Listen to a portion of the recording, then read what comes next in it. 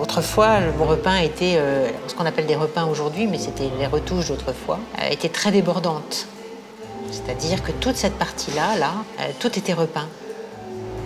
On est tenté de dire « Ah là, je pourrais essayer de reconstituer quelque chose ». C'est pas à nous, justement, de refaire l'histoire du tableau. On dérestaure, en fait. C'est très rare de trouver une œuvre qui n'a jamais été touchée. On cherche qu'est-ce qui s'est passé, de comprendre son histoire matérielle, qu'est-ce qui s'est passé pour qu'il arrive comme ça, dans cet état. Nous avons commencé cette campagne de restauration en 2013, sélectionnant une quinzaine de tableaux de Jean Cottel qui nécessitaient une restauration fondamentale.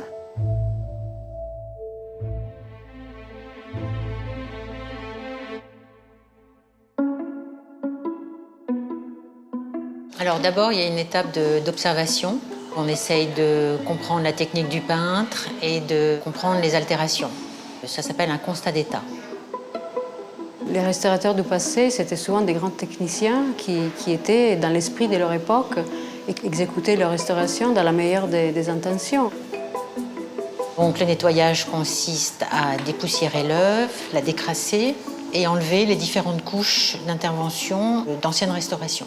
Donc le vernis jauni ou les différentes campagnes de repeint.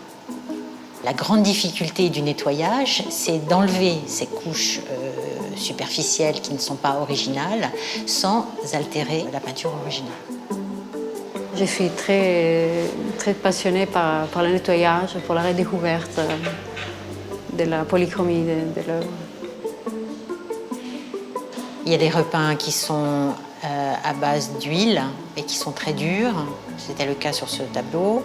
Maintenant, on utilise des gels de solvants qui sont beaucoup moins agressifs et corrosifs pour la couche picturale.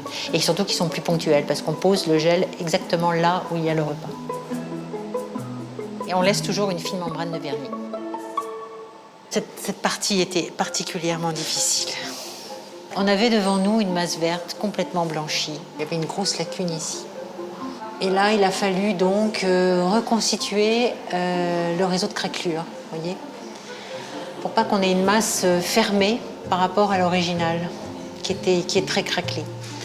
On va imiter la matière du tableau. Parce qu'un tableau, c'est pas lisse comme un carreau, donc il y a des empattements, il y a la trame de la toile, et donc on reconstitue ce relief. On se trouve parfois à pouvoir garder des anciens masticages qui sont quand même stabilisés, qui sont en bon état de surface. Et parfois, on se retrouve, hélas, oui, à devoir remastiquer certaines lacunes pour reconstituer le tissu, justement, l'aspect des surfaces de l'œuvre. Les lacunes, c'est une perte de matière. C'est-à-dire que le tableau est constitué de la toile originale, d'une préparation, et ensuite de la couche colorée, et ensuite d'un vernis. Et donc, on va combler ces lacunes avec un enduit à l'eau.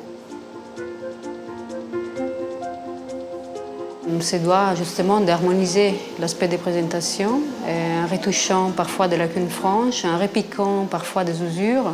On colore les lacunes pour qu'il y ait une continuité visuelle.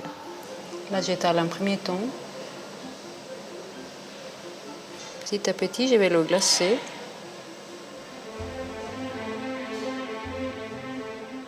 On protège le tableau avec un vernissage. Donc ce vernissage, il a plusieurs fonctions. Celle de saturer et rétablir justement la saturation générale de l'œuvre.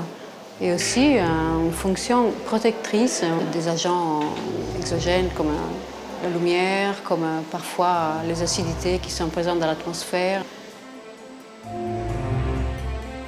Une grande admiration pour les restaurateurs. C'est un métier qui requiert beaucoup de qualité, à la fois d'attention, de précision, de prudence, de retrait par rapport à l'œuvre, d'humilité, de connaissances historiques, scientifiques, et puis aussi une main, fondamentalement, c'est un œil, une main, et la restauration, il faut lui donner le temps. Lorsque l'on a une exposition en cours, on sait qu'on aura toujours à lancer des restaurations parallèles puisqu'on crée notre corpus d'œuvres qu'on souhaiterait présenter et on s'aperçoit toujours que certaines nécessitent des restaurations.